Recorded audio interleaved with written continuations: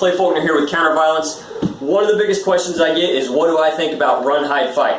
So let's talk about it. Now, we could go into the ins and outs of what makes somebody an active killer, whether we have a parenting problem or a gun problem or a mental health problem or whatever problem the political merry-go-round decides to stop on that day.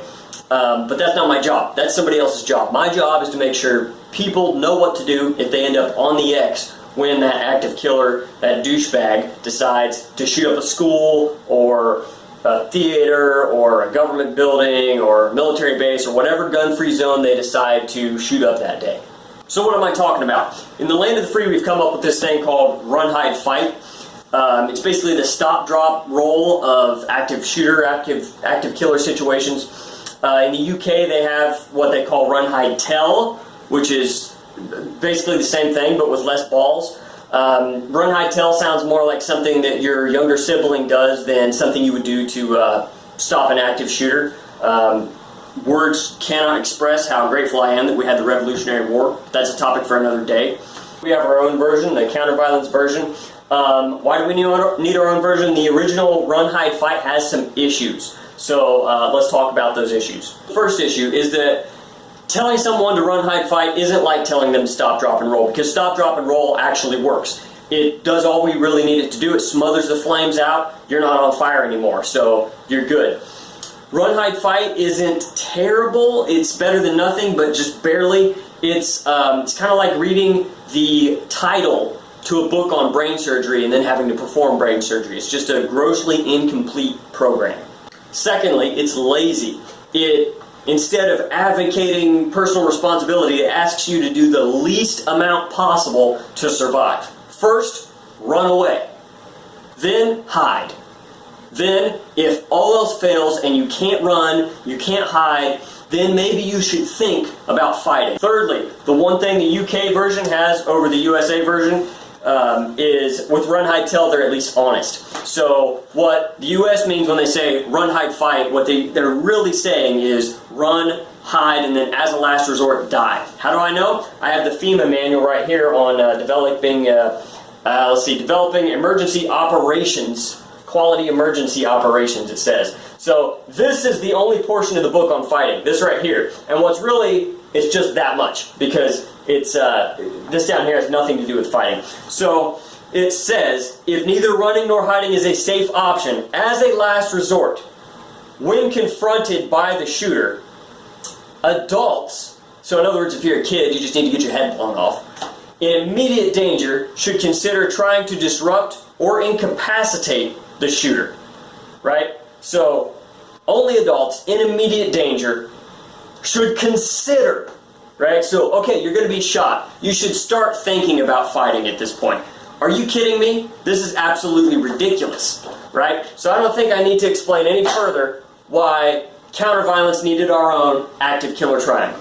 So let's get into the meat and potatoes of what the counter-violence active killer triangle is. So we've got move, fortify, dominate instead of run, hide, fight.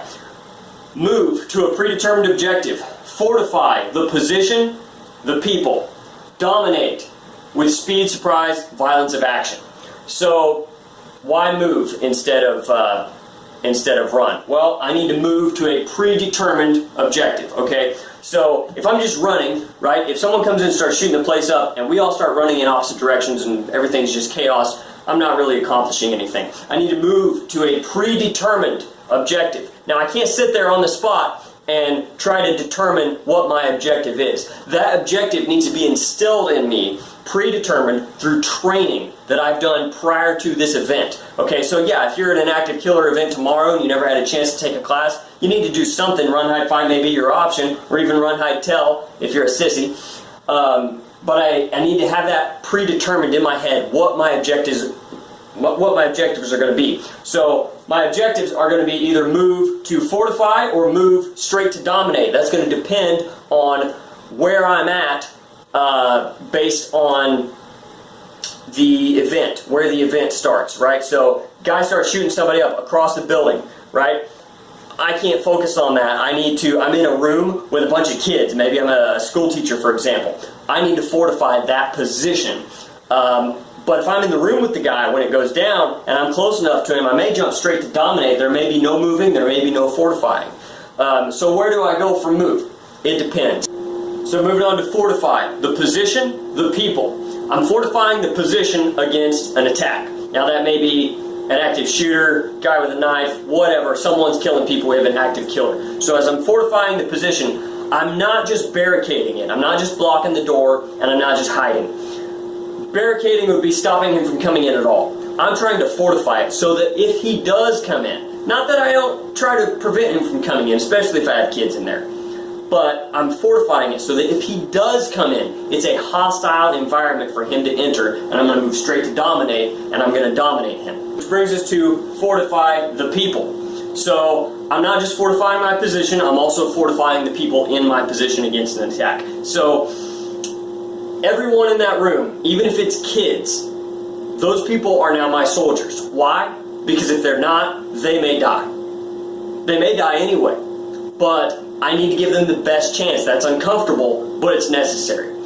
So we're fortifying people against an attack. I may give them books, I may give them a stapler, whatever I can get my hands on that person can throw, I'm giving that to them. I'm going to mount up on that door. As soon as someone comes through that door, things are being launched at that door. I'm taking the person down. Again, you need training to do all this. I taught an active shooter response class one time. We had a drill we set up.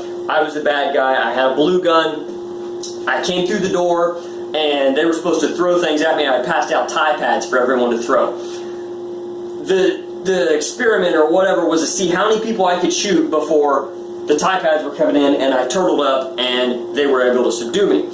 One guy didn't get a tie pad, so he took off his hand wrap, because we had been punching stuff earlier. He had a bright blue hand wrap. He took it off, and as I came through the door, all these tie pads are coming at me. I wasn't really scared of them because I knew they were tie pads. I passed them out. But that hand wrap, it's just a piece of cloth, flying through the air, terrified me. And as soon as I seen it, I covered up, and someone grabbed the gun, and someone else grabbed my legs, and someone pushed me, and I went to the ground, and it was beautiful. But anyway, I freaked out because I didn't know what that thing was.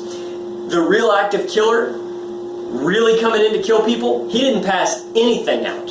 He doesn't know what's coming at him. So even if you have something that's soft, like that flimsy little FEMA book, flimsy in mindset and in body there, and you throw that, whether or not they know what it is, they're gonna turtle up, right? Because if something's flying at my head, natural instinct, cover your face. So I'm not trying to knock them out with what I'm throwing at them. I'm trying to get a reaction. I get that reaction because it gives me a split second of time that I can get in there. I need somebody that I fortified specifically with a job. Tie that guy's legs up. Just bear hug his legs. Maybe it's 3 kids. I don't know. It depends on who I've got in that room. Somebody's going to tackle the guy, try to take him to the ground. Somebody's going to be controlling the line of fire if he has a firearm. Somebody's going to be controlling his arm if he has a knife, whatever his situation is. So, again, you need training to be able to do all that. You can't just hear what I'm saying and go out and make this happen. You need to go get a class and learn how to do all these things. Which brings us to dominate, using speed,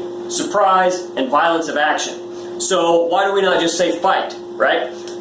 Fighting and dominating are 2 different things. Fighting, it's a mindset thing. There's a 50-50 equal ground element to fighting. I hit him, he hits me. I block something, he blocks something.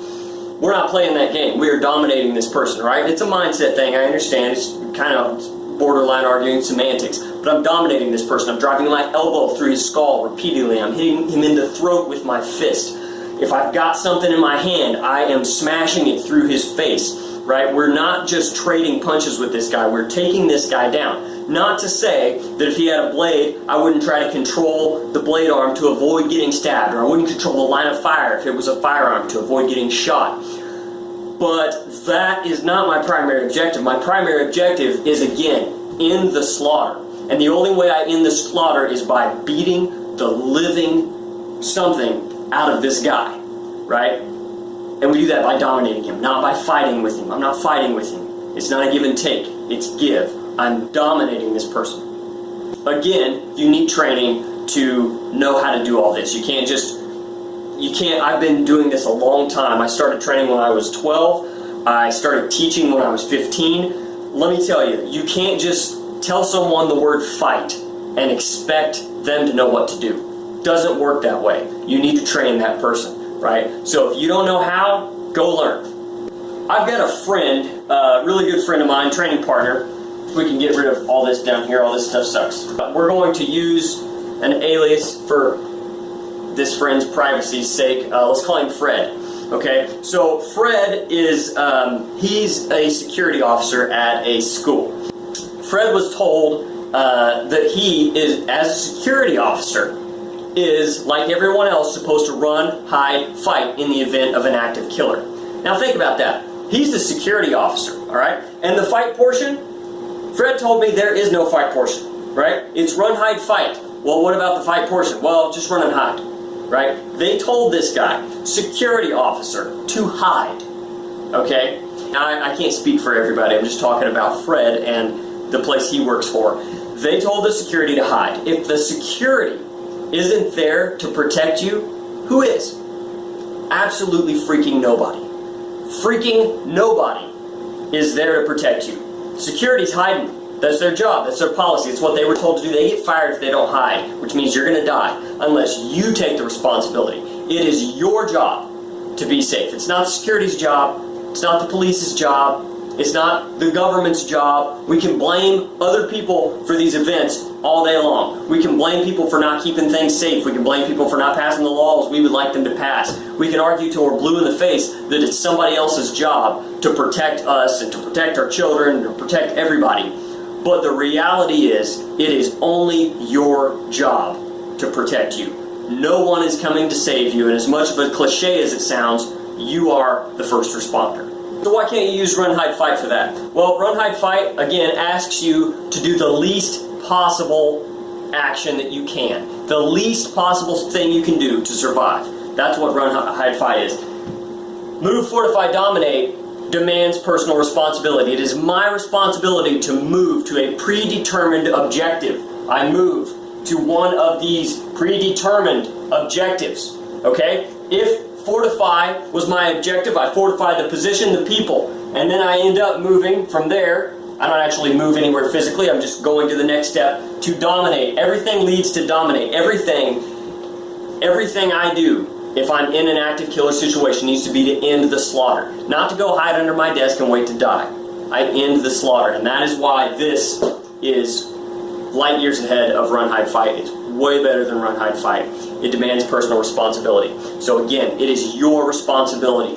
No one is coming to save you. You are the first responder. It's your responsibility. If you're still sitting on your butt watching YouTube and you haven't taken any type of active shooter response class from anybody, and you haven't done anything, and you're complaining that others need to be doing something, whether it's they need to be passing new laws, or they need to be studying this or that or the other, but you haven't done anything, you need to take personal responsibility, or you're going to be the person that dies in an active killer event.